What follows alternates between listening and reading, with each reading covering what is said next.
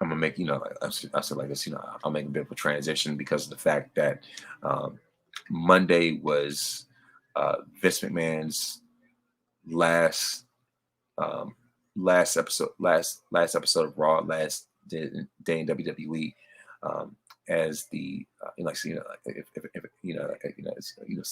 like I said, as the majority owner of WWE, and so the last major deal that he made before resigning, um, you know, was bringing Nia Jax back, you know, and that was a huge talking point, you know. So now, and of course, so of course on Monday, Rhea defeated her, her women's world championship against Raquel, only for Nia Jax to make a surprise return and attack Raquel and Rhea as well, and so, so of course to insert herself into this title picture, and so now, Rhea, has found someone that's that's bigger than her, more dominant, more powerful than her, and so you know, I think the huge criticism, I would say the huge criticism when it comes to Rhea's reign as champion is that there's been a severe lack of competition, and how there's been a severe lack of Rhea's involvement when it comes to the women's division, how she's more focused on things pertaining to the men, especially anything involving Judgment Day, you know, and how she has really, not really, but the fact that she has minimized the women's division and how it has been seen as somehow beneath her. But now she has faced her kryptonite. This could be Rhea's humbling process, if you will, you know, of course, with Nia's return. And so I know that there's been a lot of backlash when it comes to Nia Jax's return because of her history when it comes to injuries. But Asuka did step up and defend her on Twitter, and like I said, and of course, of course, especially for those that want to be critics, so actually, see if I got it. See if I got this picture right here. Mm-mm-mm. Actually, do that. You know what? Let me go back. Funny thing about it is that, like I said, so, um, but funny thing about it is that I'm actually so, um, somewhere in oh, here it is. I found it. But yeah, funny things, I actually found a screenshot of someone, someone bringing up how Nia Jax injured Kyrie Sane.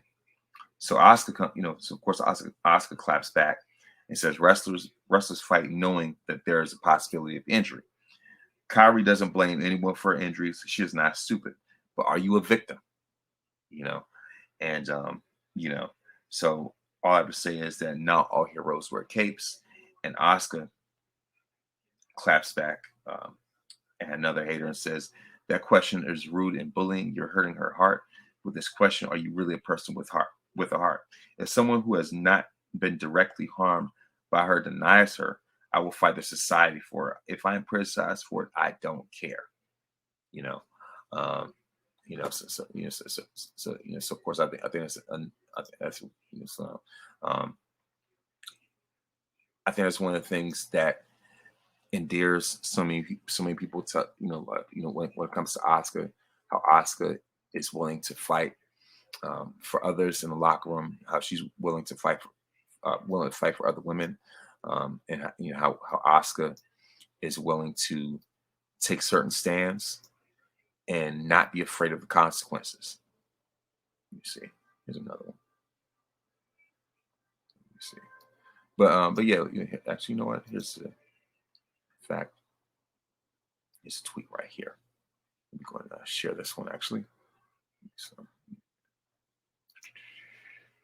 sorry to be taking up so much time, but I'm just getting this, getting the hang of this whole screen sharing thing right now.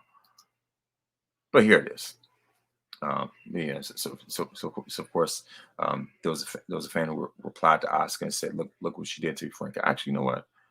Let me go over here, right here. Um, Sorry about that. So, Russell Features raised a question. Says thoughts on WWE bringing back Nia Jax, the right move? Fan responds and says, "Look what she did to your friend Kyrie." And Oscar claps back and says that question. And, actually, I'm actually so, um, Oscar was actually responding to Russell Features' question on thoughts on WWE bringing back Nia Jax. So Oscar quote tweets and claps back and says that question is ruining knowing you're hurting her heart with this question, yada yada yada yada yada, everything that I just read. And so so of course, underneath the fan response was a fan with a Tony Khan avatar, how fitting, responds and says, "Look what she did to your friend Kyrie." And so, of course, this is when Oscar claps back, and and it's and the funny thing about it is that Oscar is very engaging on Twitter.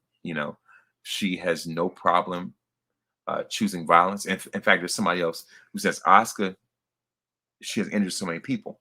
And so Oscar claps back and says, "Are you the victim?" LOL, OL, and stuff like that, And it's just like I said, the thing about it is that Oscar has no problem at all choosing violence, So Oscar's thing is, don't come for me unless I send for you, So that is her way of saying that. So I will say that this is certainly a challenge that Rhea needs to have. So I guess because of the fact that everything is so uncertain when it comes to Randy Orton's return. We're not able to we're not able to see him RKO Rhea straight to Outworld, basically. Of course, I guess the next best thing would be for Nia Jax, the monster of the women's division. She's not like most girls, as her entrance song says. So for me, I think it's only fitting,